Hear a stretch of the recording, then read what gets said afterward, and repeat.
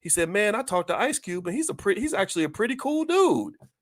He's a pretty cool dude. So here's the thing. I think that a lot of times when you fight with somebody, especially when you talk about a beef and you're lobbing stuff across the way, 9 times out of 10, it's one of two things. One of two things.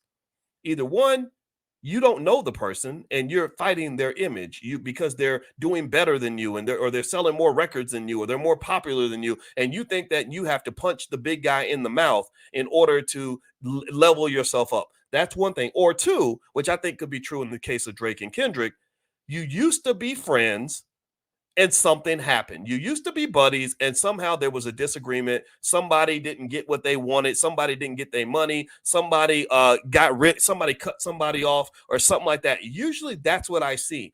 And so, in both of those situations, in my opinion, in one situation, you're beefing with your shadow boxing. You're fighting. You're not fighting the person. You're fighting the image of the person. So if you actually met the person and talked to the person, you probably wouldn't be as gangster in their face as you are over the internet or over a record. And then number two, if you used to be friends, like Biggie and Pac used to be friends. If you used to be friends, then what needs to happen is you need a mediator so you can both sit down and process your hurt feelings, apologize to each other, and then you know what happens? You get back to being friends again.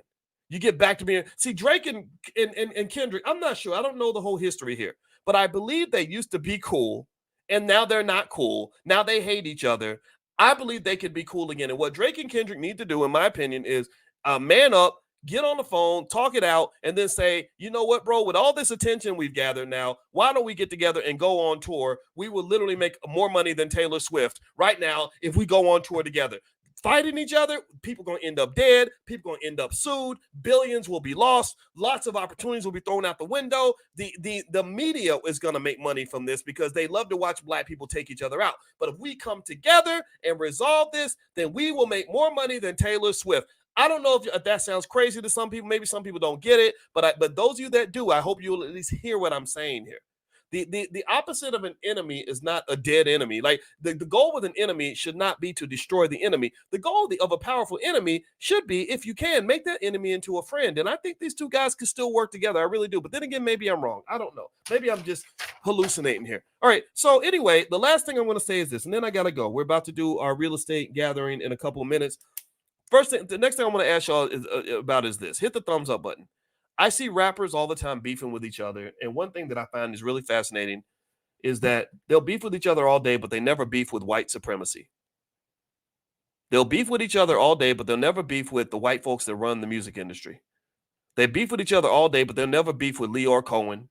They will never beef with police brutality. They'll never beef with poverty in America. They won't beef against racism. They won't beef against the racial wealth gap. Why are you scared to beef against that? You won't beef against all the broken families in your community. You won't start a beef against diabetes and all the diseases killing black folks. You won't beef against the gun industry that's making a profit from killing you. You won't beef against these corrupt politicians that are using your people, but yet you'll beef with each other all day. You want to see your brother die, but you're scared to step up to the people that are running this damn industry. You will fight all day in the cage, but won't fight the sons of bitches, the motherfuckers who built the damn cage. And that bothers me. That bothers me. That bothers me because that reflects a lack of consciousness, and that also is a little bit of a punk move.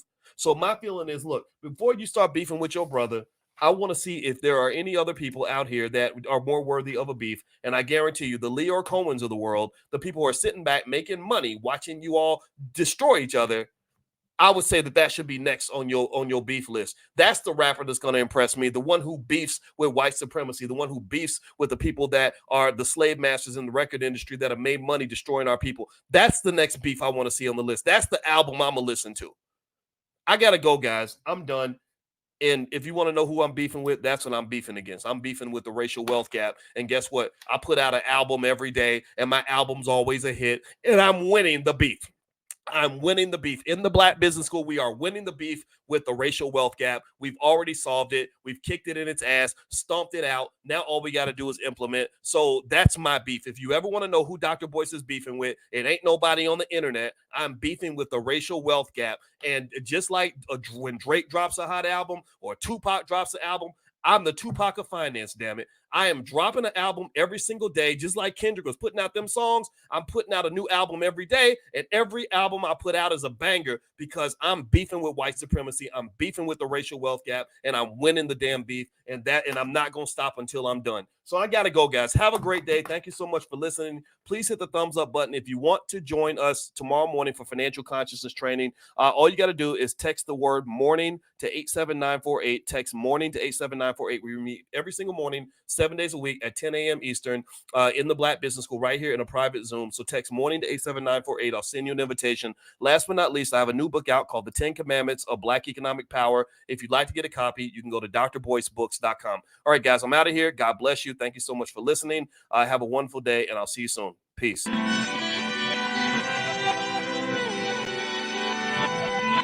Here we are, clan the isms, cataclysm, great.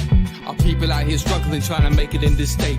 Everybody out here doing it, but we the ones too late. Now family, we the ones who gotta delegate. Get that money in the power, never be fake. Stick to cosign for 3. What did he say? Create jobs, support our own. Educate the same and buy back your home. Got 3 degrees, triple 10. 3 PhDs, now we on the CNN. DBTV, let's talk about negligence. Ignorance is bliss, but we can turn it to intelligence. Believe none of what you hear, half of what you see. Let's break it down here on Dr. Boyce TV.